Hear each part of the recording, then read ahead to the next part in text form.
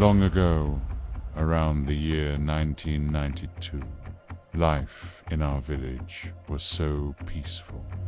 Every morning, we'd wake up to the sound of roosters crowing and the gentle breeze rustling the banana leaves just outside our window. It was a simple, tranquil existence, a world away from the noise of the city. Like all the other kids in the village, I'd walk to school every morning. Along the way, I'd pass the small market stalls where aunties sold fresh vegetables and fragrant nasi lemak wrapped in banana leaves. I'd always call out "Assalamu alaikum." "Auntie, how are you today?" The warmth of the community was everywhere.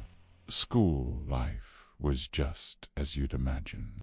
We studied diligently in our simple classroom, the sound of the chalk on the blackboard a familiar rhythm. During recess, the courtyard would fill with our laughter as we played games like Galapanjang and Batu Seremala. It was a typical childhood, full of learning and play, surrounded by friends. On the way home, it was common for us to help out fellow villagers. If we saw an elderly woman drop her basket of groceries, we'd rush to help her pick everything up.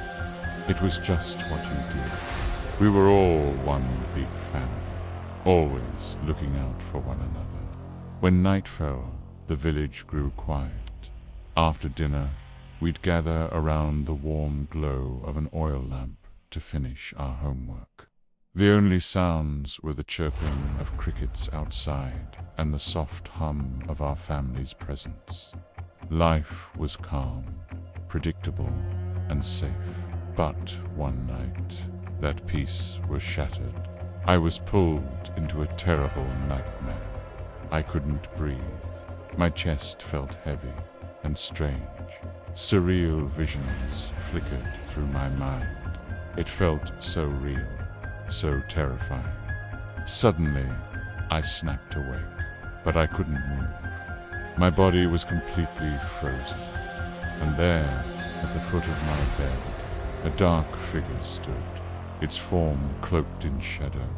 All I could see were two glowing red eyes, staring straight into my soul.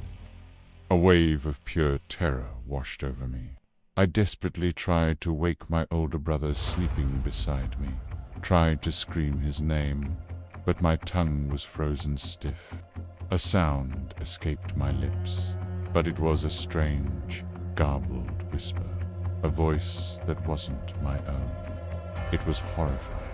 Just then, the door burst open. My mother, sensing something was wrong, rushed into the room. As the light from the hallway flooded in, the dark figure dissolved into thin air, and I collapsed, overcome by a sudden, intense fear. The next day, as my fever raged, I found out I wasn't the only one. 4 other children from the village had seen the exact same creature that night.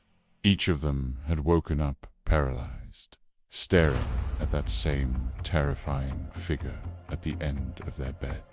And to this day, no one has ever been able to explain what that entity truly was. Thanks for watching our story. If you enjoyed this trip back in time, don't forget to like, subscribe, and hit that notification bell for more tales from the past.